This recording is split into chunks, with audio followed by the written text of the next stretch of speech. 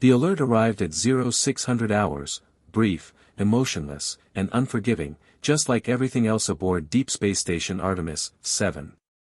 Mary stood alone in her quarters, still wearing her sleep clothes, staring at the glowing dismissal notice hovering above her wrist display. Employment terminated. Effective immediately. Services no longer required.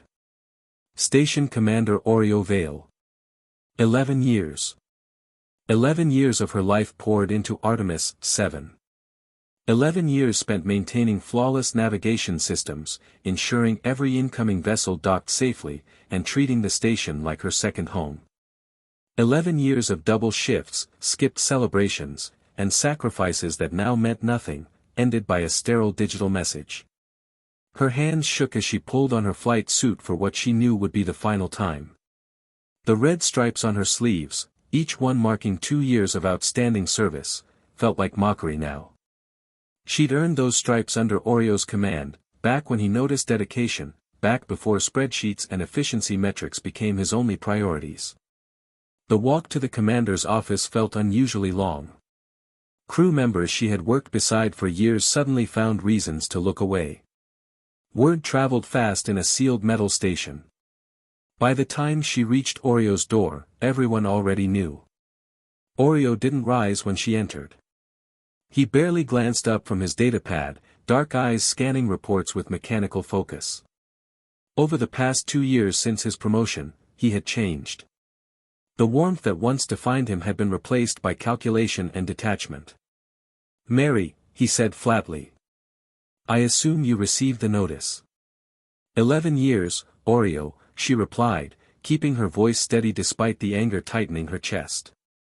"And you couldn't even say it to my face." For a brief moment, something flickered across his expression, regret, maybe guilt, but it vanished instantly. "This isn't personal," he said. "The station needs modernization.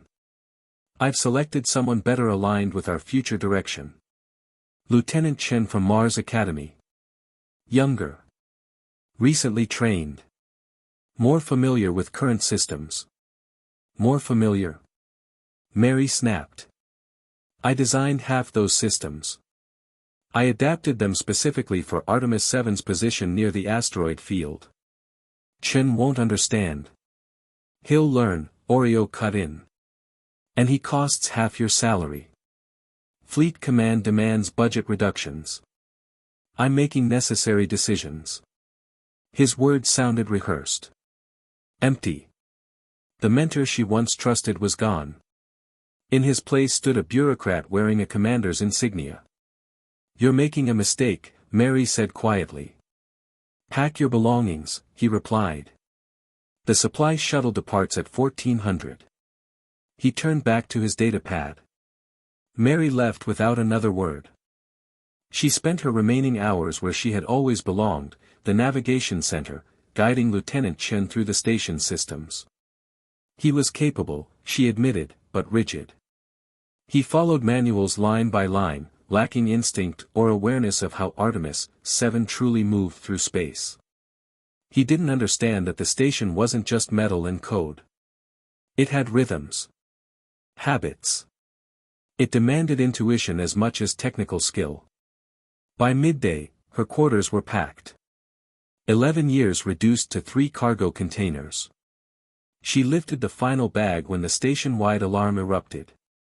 Red lights flooded the corridors. "Incoming asteroid cluster detected," the automated voice announced calmly. "Collision probability, 78%. All personnel report to emergency stations." Mary dropped her bag and ran. Training overrode everything else. She burst into the navigation center to find chaos. Chen was frantically pulling up displays, sweat streaking his face. Oreo stood behind him, pale and rigid. "The automated systems won't respond," Chen said, panic cracking his voice. "I've tried every protocol. The station won't adjust trajectory. Impact in 12 minutes. Mary didn't hesitate. She pushed past Chen and slid into her old console. The system responded instantly, like it recognized her. It's not the protocols, she said, accessing deep system architecture. The asteroid field creates microgravitational distortions. Standard navigation AI can't adapt fast enough. You need manual override with real-time adjustments. Oreo's voice trembled behind her. Can you do it? She didn't answer. Her hands were already moving, calculating angles, thrust ratios, microcorrections every few seconds. Artemis 7 groaned as thrusters fired in complex sequences, nudging the station through razor-thin gaps between tumbling rocks.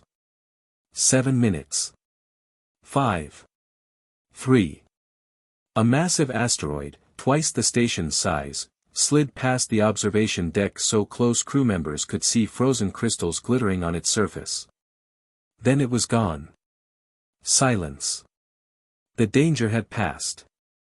The navigation center filled with relieved voices. Chen collapsed into his chair, breathing hard. Oreo stood frozen, staring at Mary. Before anyone spoke, the main display activated. Fleet Admiral Morrison appeared, her expression sharp and unyielding. "Commander Vale," she said, "we monitored the incident. Explain why your new navigator failed to manage a standard asteroid cluster, and why the individual who saved this station and 300 lives was terminated this morning." Oreo opened his mouth. Closed it. Opened it again. Nothing came out. "I'm waiting," Morrison said coldly. Mary watched as reality settled over Oreo. She could have felt vindicated. Instead, she felt exhausted. "Admiral," Mary said, stepping forward. "Permission to speak." "Granted. The situation is resolved. No casualties. Minimal damage. I respectfully request permission to depart Artemis 7 as scheduled." Morrison studied her carefully. "Denied," the Admiral said. "Lieutenant Mary, you are hereby promoted to Senior Navigation Officer with authority over all Outer Rim stations. You will report to Fleet Command Headquarters." Oreo stiffened. "Commander Vale," Morrison continued, "you are demoted to Operations Officer. You will relearn what keeps a station functional: experience, loyalty, and dedication. Not cost-cutting." The screen went dark. Mary turned to find Oreo staring at her, shame written across his face. For 11 years, she had admired him.